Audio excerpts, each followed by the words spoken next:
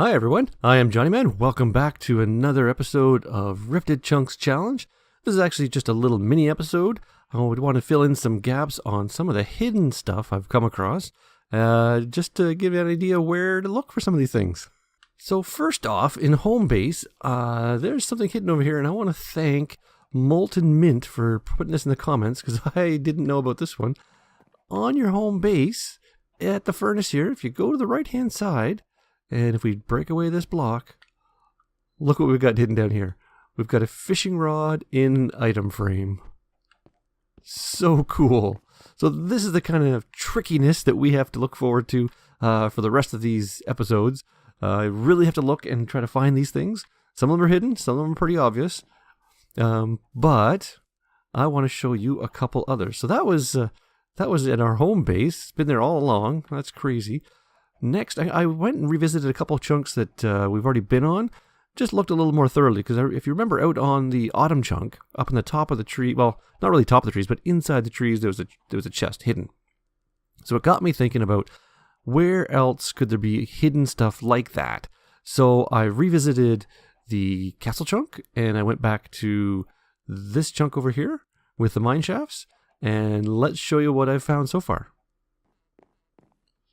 So here we are back at the castle chunk, and if you remember, I was doing a little bit of digging around, breaking a few walls here and there, pushing all these fake buttons, trying to find the right button. But what I did find is if we go all the way back up top, which was one of our quests, get to the top of the castle, which was great. Oh, it's starting to... But what I did notice when I'm looking around, I'll see if I can get it from here. Can you see what's out there right on the end there? There's a secretly, craftily hidden chest. So let's go take a look at what that is. I haven't looked at any of this. I just found the chest and it's like, oh, I'm going to save this for a recording. What do we have? Hey, look at that. Nice. Some diamonds, arrows, a bow. Now, it's unfortunate we've already made a bow, but you know what? It'll come in handy for repairs and such like that. But I'll take the diamonds gladly. That is pretty cool. And, of course, it's nighttime, so I need to get moving so that I don't get attacked by all the creeper crawlies as I try to get home. So, yeah, so what I'm going to do is I'm just going to rest, and then we will resume by going over to... Oh, I lost my bearings. Where are we here? Going back over to that chunk over there. All right, here we are. We're back at this chunk. And this is always quite an active chunk for creeper crawlies, so I may have to kind of clear things out a little bit before I can show you what I've discovered so far. Just bear with me, and we'll come back in just a second.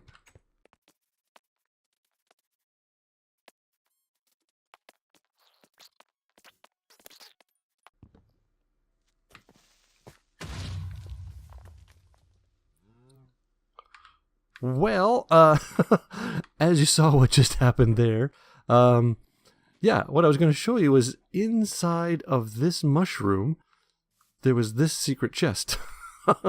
Sorry about that. I was trying to get that creeper out of there before that happened.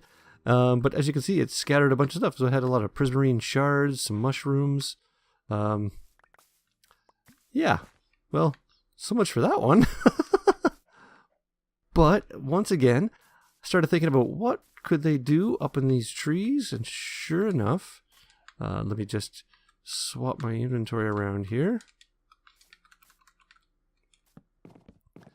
If we get all the way up here, we can start looking in the trees. All right, and when you look in the top of the trees, look what we have here. We've got ourselves another hidden chest. They are so sneaky. And what do we have here? Oh, see, oh, okay, this is going to be very handy because what I'm thinking of doing, let me just take all these phantom membranes and a couple buckets of milk. That's not so bad. I'll take those two. I'll just take that, and I don't need a lily pad. There we go. So there you go. So that's what I've discovered so far. And these phantom membranes will come in very handy because what I'm thinking of doing, can we see it? Oh, there we go. So from the home base, I've built all the way over and up to get to the end ship. And what I'm hoping, fingers crossed, I'm hoping that there's a pair of elytra in there. Because then what I can do with that is use the elytra to fly from island to island. And each island I can just make a very tall launch pad, and then use those to fly to other islands.